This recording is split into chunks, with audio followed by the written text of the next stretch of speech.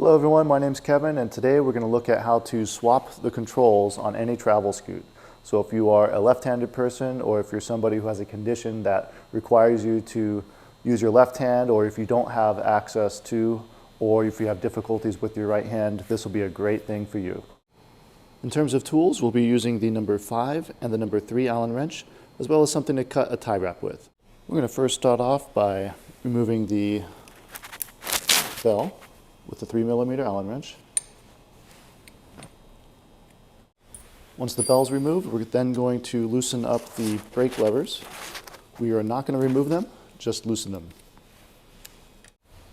Once the brake levers are loosened up, we're going to look behind the red button for the on-off switch.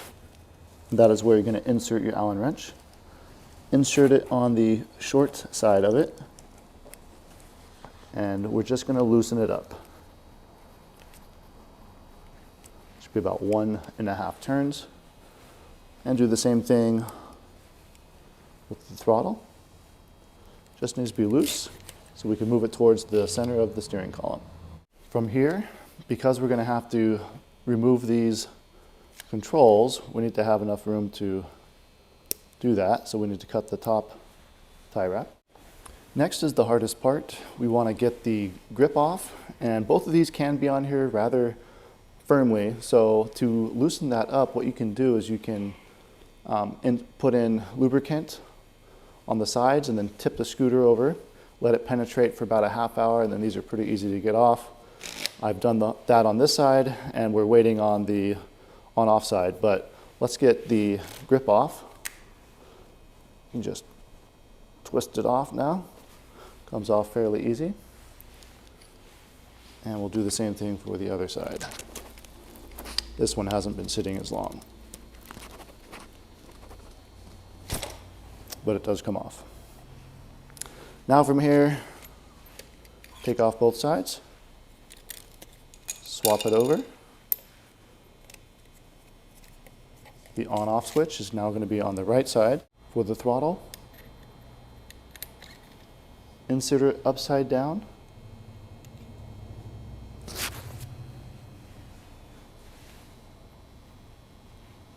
Put the grip back on.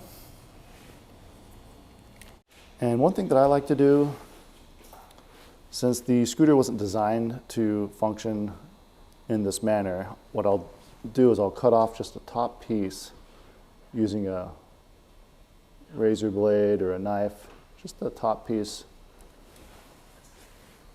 so the on-off switch can fit over it now.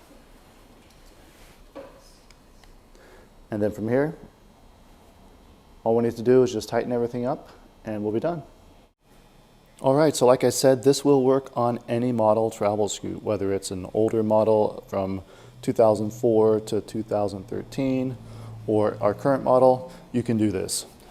One thing I would suggest is if you did use the lubrication method to get the grips off, you might want to go in there and clean it up, so that way when you're using the scooter it's just not twisting all over the place. One thing you'll notice as well, we have now the lights are on this side, but we have the red light on the top and the 2 green on the bottom. How you go about using the scooter as well is going to be different. You now have to go forward by twisting it forward instead of twisting it towards yourself. So it's going to be the opposite. Not only is it the left side, but you have to move it in a forward position. This makes it a little bit difficult if you are using the cramp buster, because the cramp buster would then have to be up this way and you would use it more like a paddle. I've gone ahead and turned off the scooter for this demonstration, but for the cramp buster now you can just move it in this direction and the scooter will operate just fine, whether it's forward or reverse. You'll notice this side has not changed, it's still exactly the same. But for forward and reverse, you can either use your index finger or both.